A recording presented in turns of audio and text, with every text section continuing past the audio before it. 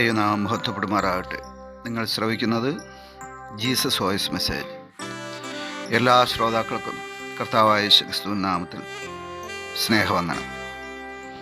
അല്പസമയ ധ്യാനത്തിന് ഒരു വചനം വായിക്കുന്നു.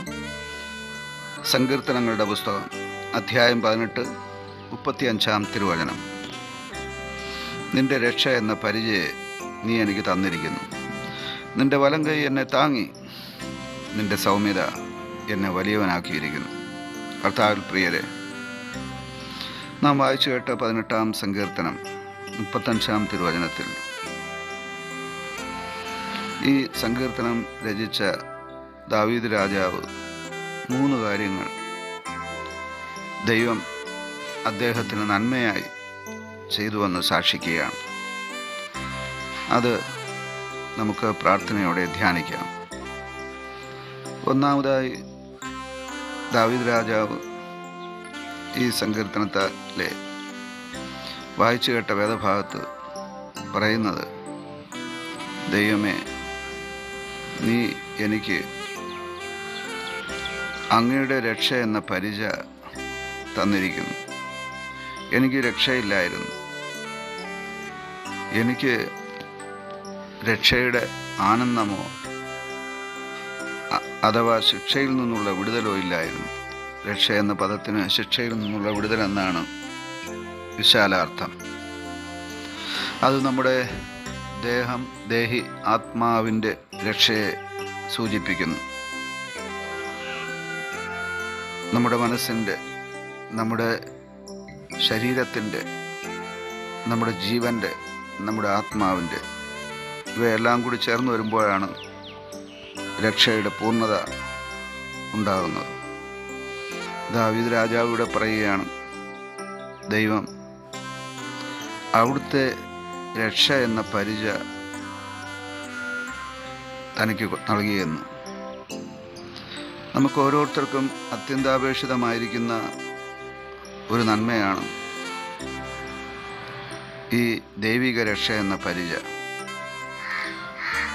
ഈ ദൈവിക രക്ഷ എന്ന പരിച ആവശ്യമില്ലാത്ത ആരും തന്നെ ഈ ഭൂലോകത്തിലില്ല. എല്ലാ മനുഷ്യർക്കും അത്യന്താപേക്ഷിതമായിരിക്കുന്ന ഒരു ആത്മീയ നന്മയാണ് ദൈവിക രക്ഷ എന്ന പരിച.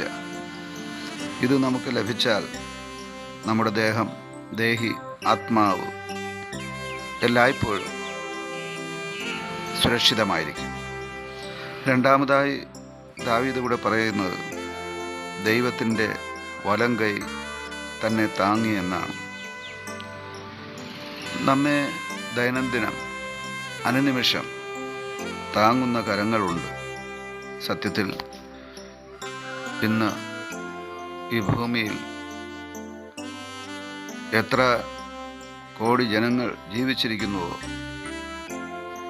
അതിൻ്റെ അടിസ്ഥാന കാരണം തന്നെ ദൈവത്തിൻ്റെ വലം കൈയുടെ ഈ കൈത്താങ്ങലാണ്. ദൈവം കൈവിട്ടാൽ, ദൈവം കൈമലർത്തിയാൽ ഈ ഭൂമിയിൽ ഒരു ജീവചരാചരങ്ങളും മനുഷ്യരും ജീവിച്ചിരിക്കുകയില്ല. എന്തുകൊണ്ടെന്നാൽ ഈ മുഴുപ്രപഞ്ചത്തിലെ സകല ജീവചരാചരങ്ങളുടെയും ഉത്ഭവം,